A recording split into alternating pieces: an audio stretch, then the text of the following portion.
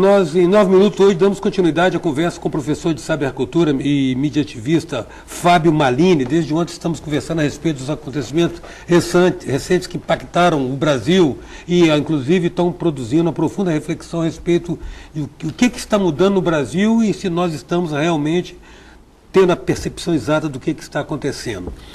Estamos tendo, Fábio? Acho que não. Acho que a gente está ainda confuso, mas bem informado. Nós estamos sofrendo uma grande onda, a gente não sabe onde poca. Mas é um momento de forte presença da participação popular e isso tem trazido novas pautas, novas agendas, que tem já uma reação dos governos. Os governos começam, por exemplo, o tema da cidade. A cidade está em disputa nesse momento. Se a gente pegar a nossa cidade, né, a gente tem percebido uma série de privatização de espaços que eram públicos, né, que foram tornados cada vez mais privados. O que está acontecendo com essa geração de 15, 20 anos? Ela quer o espaço de volta, ela quer produzir cultura no espaço, ela quer empreender no espaço, né? O que acontece no centro da cidade de Vitória, por exemplo, é interessantíssimo, né? Ou seja, as pessoas elas estão cada vez mais se reocupando do centro. Então, a geração que é uma geração que exige o público como condição para fazer cultura, para trabalhar, para desenvolver empreendimentos, né? Esse é um elemento que compõe essa geração. A geração ela quer a retomada daquilo que foi tirado dela. Ô Fábio, você acha que essas mudanças que estão acontecendo, elas podem atingir um nível de profundidade que produza uma quebra de paradigma ao nível de, por exemplo, propor uma reinvenção da política? Eu acho que depende muito da disputa que se vai ter agora dentro dessas mobilizações todas, né? Que quando eu falo disputa, em que sentido? Se as pautas, que são pautas que fazem avançar, elas vão se tornar, digamos assim, majoritárias dentro desse espaço, né? E isso a gente sabe que depende muito das organizações da sociedade civil. Então, as atitudes, muitas vezes isoladas, sem concatenação e sem organização, acabam ficando muito fragmentadas. Então, as organizações, que não falo as organizações tradicionais somente não, né? Às vezes são organizações de grupos no Facebook, né? Grupos sociais não, que não são pessoas jurídicas, né? Esses grupos, junto com as organizações tradicionais também, da sociedade civil, eles vão ter que criar essas agendas, e às vezes agendas que já estão no Brasil, colocadas há muito tempo. Vou colocar uma agenda super importante para essa geração, o Marco Civil na internet, a grande constituição da internet, que os deputados não votam. Por que não votam? Porque tem uma polêmica em relação à questão direito autoral. Do direito autoral também, da neutralidade da rede. O que é a neutralidade da rede? A neutralidade da rede é o seguinte: a empresa que me dá acesso à internet, ela não pode, por exemplo, cobrar mais caro só porque eu acesso muito vídeo. Quando a gente não garante a neutralidade da rede, ela pode chegar e falar: olha, Fábio, você está assistindo muito vídeo, o vídeo é muito pesado, você vai pagar mais caro. Ela pode suspender a internet. Então, a garantia da neutralidade da rede é fundamental. Está presente no Marco Civil? Está presente. Mas quem não quer que seja aprovado? Vários lobbies de determinadas empresas, sobretudo de telecomunicação. Então, veja, quando você tem uma população fortíssima, né, exigindo o Marco Civil, e os deputados federais não aprovam por conta dessa movimentação, muitas vezes, de lobbies dentro, isso gera uma comoção na rede, a rede se revolta contra isso, e aí isso vai sendo aglutinado, e aí esses acúmulos de indignação chega um momento que se estoura. Então, parece que essas organizações todas, essas movimentações todas, trazem pautas que querem mudança. Essa é uma delas. Agora, uma questão que pareceu muito, sim, a gente percebeu, você falou ontem, na edição anterior do 9 Minutos, você falou a respeito da perplexidade do político. Você acha que a democracia representativa está em xeque?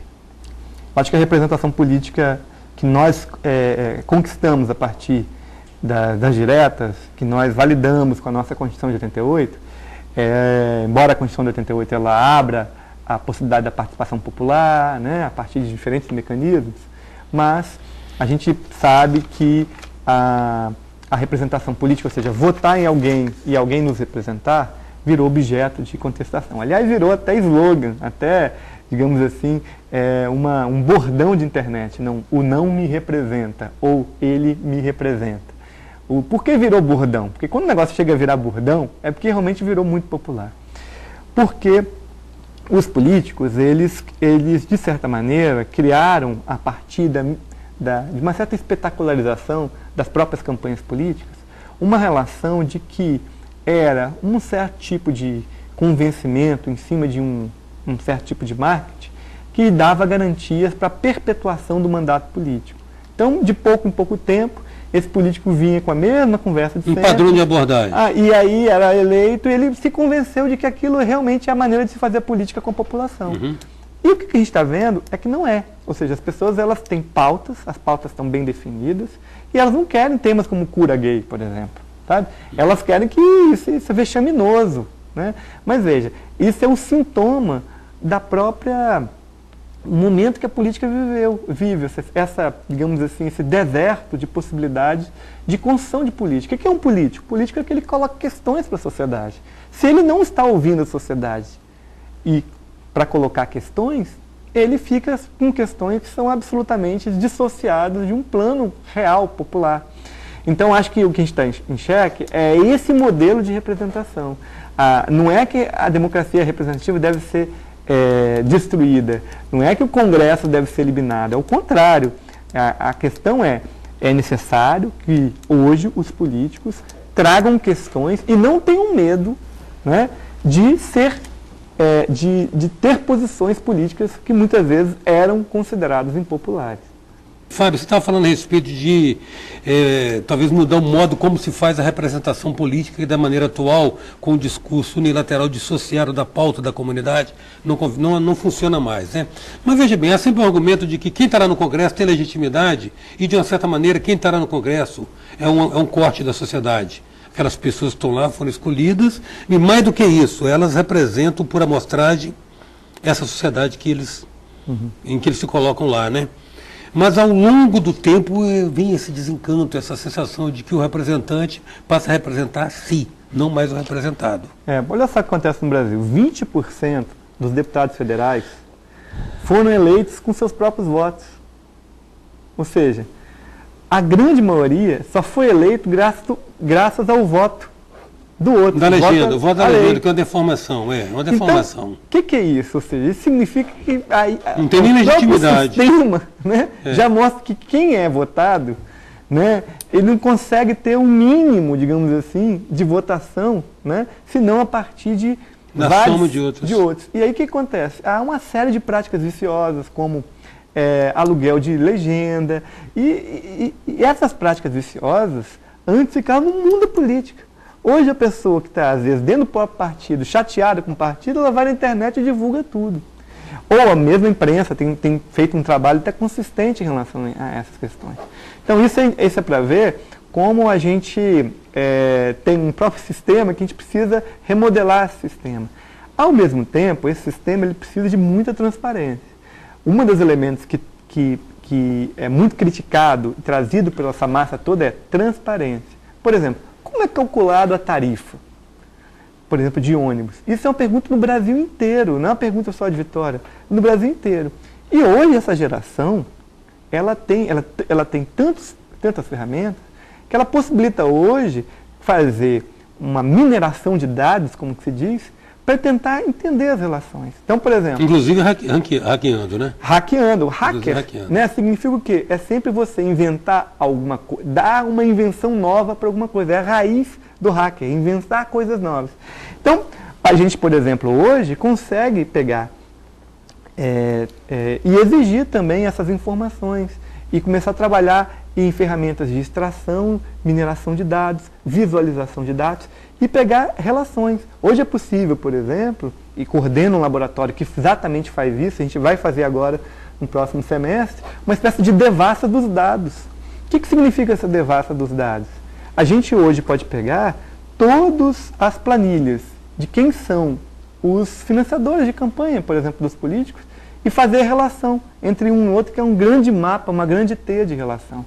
E isso, quando se torna visível, isso tem um impacto político imediato, né?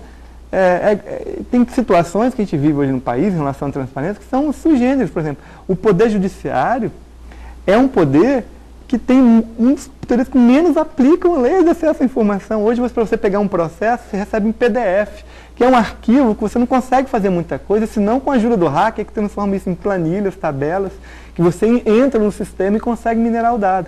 Então, são essas questões que estão em jogo, porque quanto mais transparente nós formos, mais democráticos nós vamos ser. Quer dizer que, independente da tecnologia que está disponibilizada ou não, o que antecede ela é uma atitude, é uma questão de princípio de valor, a transparência.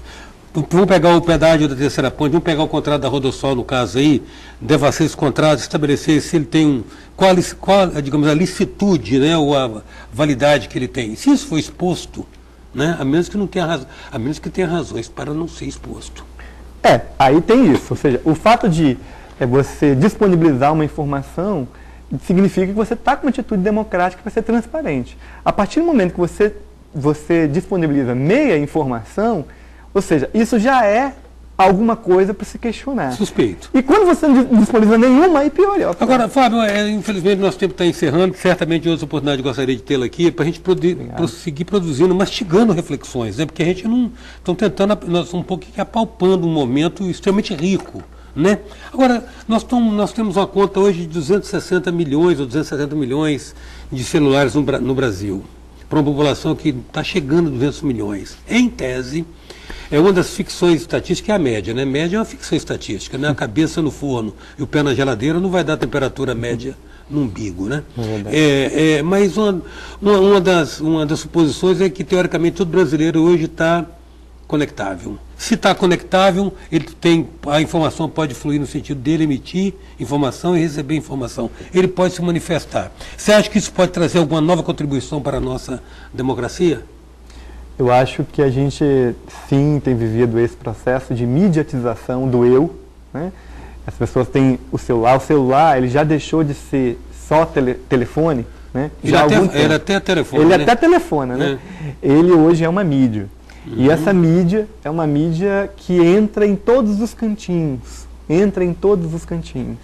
E o fato de estar em todos os cantos, ou seja, de ser um poder onipresente, ele acarreta determinadas práticas, né? Então, a gente vê imagens de escola, a gente vê imagens de político, às vezes imagens da rua, né? A gente vê uma série de informações que são produzidas por esse mecanismo. A gente até vê hoje a própria imprensa usando o celular como ferramenta de trabalho. Então isso acarreta numa transformação, que é a transformação que as pessoas têm um poder de informar e de ser informadas. E isso não vai parar. Na verdade, eu acho que o celular é o olho do Big Brother hoje. Também. Porque uma imagem capturada em qualquer situação, daqui a pouco ela está na rede. Também. Claro que isso acarreta um monte de dilema ético, mas isso também é uma construção que se vai tendo durante o processo de se tornar mídia. Grato, Fábio, pela sua disposição em estar conosco esses 3 dias conversando a respeito disso. Muito grato. Eu que agradeço. Em 9 minutos a gente contou com a presença do professor de cybercultura, mídia ativista Fábio Malini. Até já. Sou passageiro do tempo, tentando entender erro e acertos caminhos, aprendendo a